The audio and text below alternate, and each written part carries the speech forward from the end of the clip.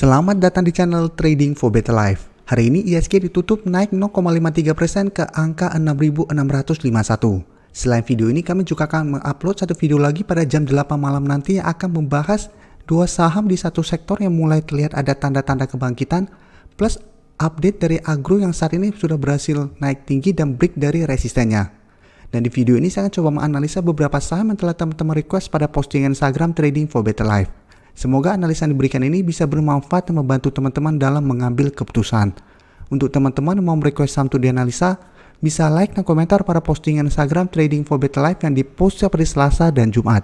Dan bagi teman-teman yang belum subscribe channel ini, silakan tekan tombol subscribe agar tidak ketinggalan informasi dan analisa saham terbaru yang akan diupload setiap harinya.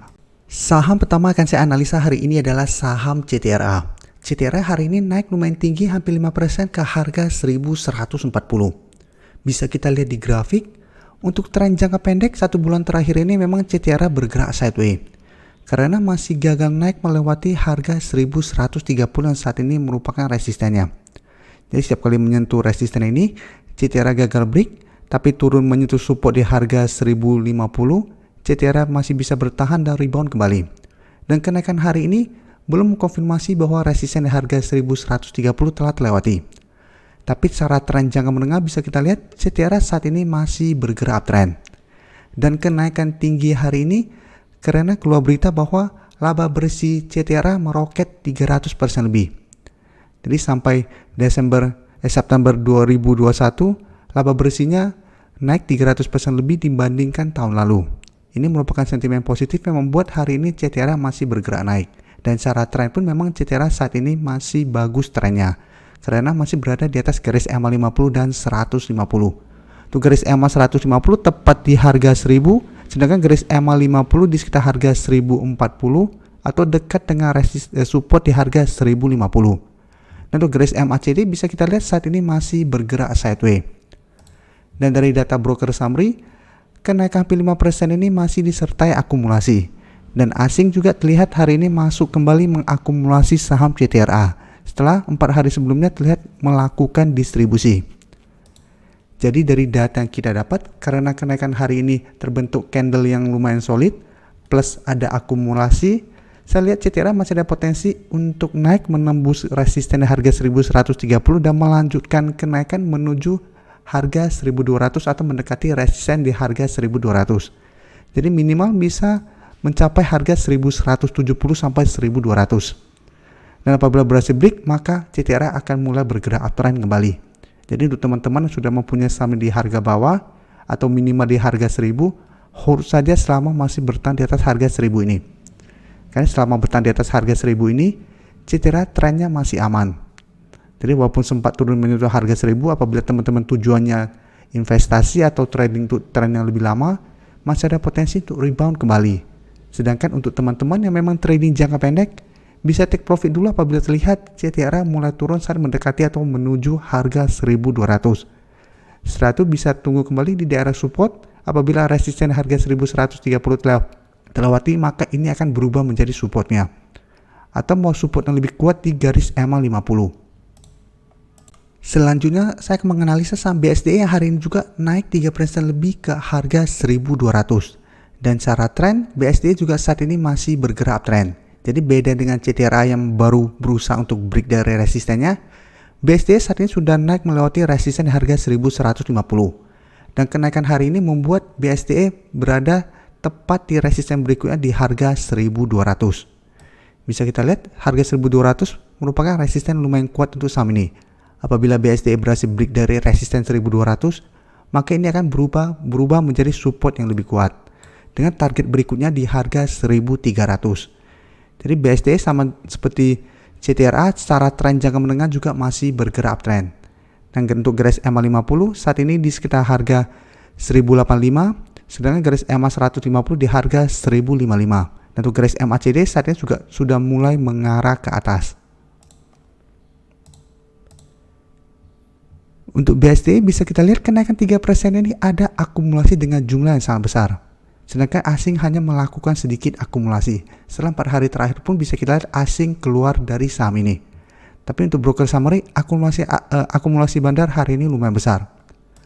Jadi dari data yang kita dapat, menurut saya BSDE juga masih sangat layak untuk di hold.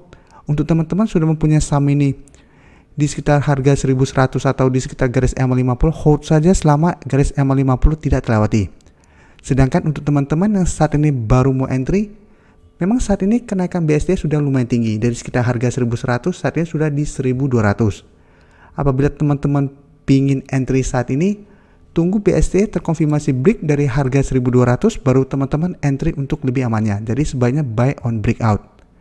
Atau tunggu terkoreksi dulu menuju support dan rebound baru teman-teman ikutan entry untuk lebih amannya. Karena resiko untuk buy on breakout karena harga saat ini sudah lumayan tinggi, bisa-bisa breakoutnya sementara satu malah berbalik arah.